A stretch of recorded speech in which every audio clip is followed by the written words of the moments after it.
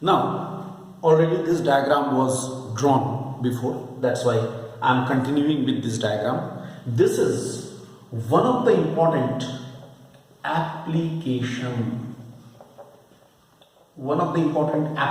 of photoelectric emission, that is in case of a photoemissive cell. Let us now discuss a photoemissive cell. What is a photoemissive cell? In a photoemissive cell, I just tell you first, the light energy is converted into the electrical energy. In a photoemissive cell, the light energy is converted into the electrical energy. Now, how the light energy will be converted into electrical energy, that we are going to discuss. Okay? See, this is B is a glass bulb, which is, here there is an airtight system. Inside this, the content is there. I am coming to that later on. It is consisting of two electrodes. One is cathode. C is the cathode. Okay, C is the cathode. C and anode is A. What is this cathode? You can see cathode is semi-cylindrical in shape. Cathode is semi-cylindrical in shape. That means semi-cylindrical means the hollow cylinder, right? If there is a hollow cylinder, it is cut into two halves. What will happen? Exposure area exposed will be increased. So it's a semi-cylindrical shape. This is the cathode, made up of a photosensitive material, because which respond to the photoelectric emission.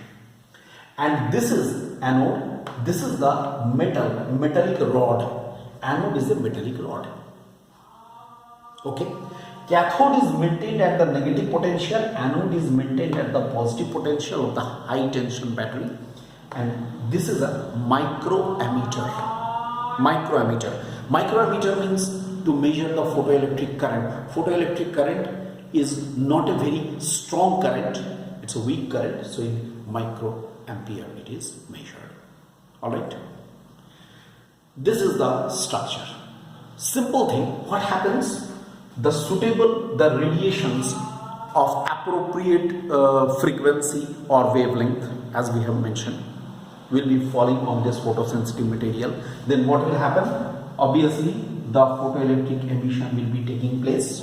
Electrons will be emitted from the material cathode and they will be attracted towards the anode. As a result of which, photoelectric current will be developed from the anode to the cathode. Photoelectric current will be traveling or flowing from the anode to the cathode, right? From anode to the cathode, the photoelectric current will be flowing. This will happen. Okay, that means light energy. From light energy, we are getting the electrical energy, and that photoelectric current can be measured by this microammeter. This is actually the thing happening. Now, in this context, I just tell you. Initially, when this photoemissive cell was discovered, initially vacuum was there as a contained. It was containing vacuum. But afterwards, nowadays, it is filled up with the inert gases at very low pressure. Right? What happens? Due to the inert gases, suppose the potential difference, try to follow me. If the potential difference between the cathode and the anode exceeds the ionization potential of the gas, then the gas will be ionized. And what will happen? Apart from the electrons, these gaseous ions will also contribute to the photoelectric current. समझ गए? Electrons के अलावा जो ions form किया, ions भी photoelectric current में it will also contribute to the photoelectric current. So what will happen? Efficiency of the cell will be increased. To increase the efficiency of the cell, actually what we do here, to increase the this efficiency of the cell, nowadays the inert gases at low pressure, those are called gas filled photocell. Initially those were called vacuum type photocell. Nowadays they are called gas filled photocell. So nowadays this is why gas filled photocells are very much in use. Right? Because the efficiency of the gas filled photocell is approximately 5 times more than the vacuum type photocells.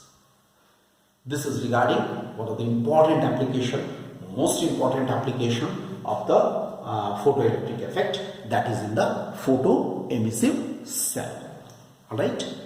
Now in the next lecture I am coming to this dual nature of